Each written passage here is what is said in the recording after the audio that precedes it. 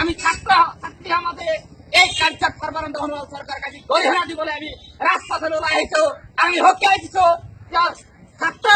ছাত্রী সকলকে সমমর্যাদা সম অধিকার আর সম সন্মান সহকারে জীয়াই দিব লাগিব অন্যথায় ছাত্র আমাদের কেতিয়াও বহি নাথাকে জঙ্গী আন্দোলন গড়ি তুলিব ভয়ঙ্কর আন্দোলন গড়ি তুলিব আমার সরকারে যে আমাক করেছে নারী দিবস 8 মার্চত নারী দিবস করে আমার মন্ত্রী বিলাকে ডাক উলিয়াই তেওঁলোকে হাঁহি থাকে যে নারীক আমি সমমর্যাদা দিম তার কারণে স্পেশালি আমি নারী দিবস পাতিছো এবারে তেওঁলোকে নারীক সন্তুষ্ট করার কারণে বাহিরে তেওঁলোকে নারী দিবস পাতে আনবারে তেওঁলোকে নারীক ডমিনেট করার কারণে তেওঁলোকে চাকরির কারণে হওয়া বিশ্ববিদ্যালয় তেওঁলোকে ধ্বংস করে এই আমার কল্যাণের চরিত্র এই সর্বানন্দ সোণোৱালৰ চরিত্র এই হিমন্ত বিশ্বৰ চরিত্র তেওঁলোকৰ শিক্ষাৰ প্ৰতি কোনো দৰদ নাই আৰু দৰদ নাই আজি গোটেই অসমতে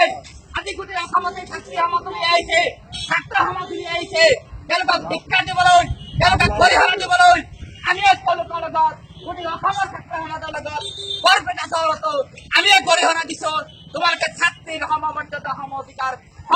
সন্মান কৰ্তব্য কৰিবা যদি কৰ্তন কৰে আগন্তুক দিনত আমি ইয়াতকৈ ভয়ংকৰ আন্দোলন কৰি তুলিম আৰু ছাত্ৰ সমাজ যি ধৰণে জাগিছে এই ধৰণে আগন্তুক সময়ত ইয়াতকৈ বেছি পৰিমাণে জাগিব বুলি আমি কৈছো আৰু সৰ্বশেষত আমি আজি আমাৰ যি ভণ্ড শিক্ষামন্ত্ৰী প্ৰতাৰক শিক্ষামন্ত্ৰী বেইমান শিক্ষামন্ত্ৰী ভণ্ড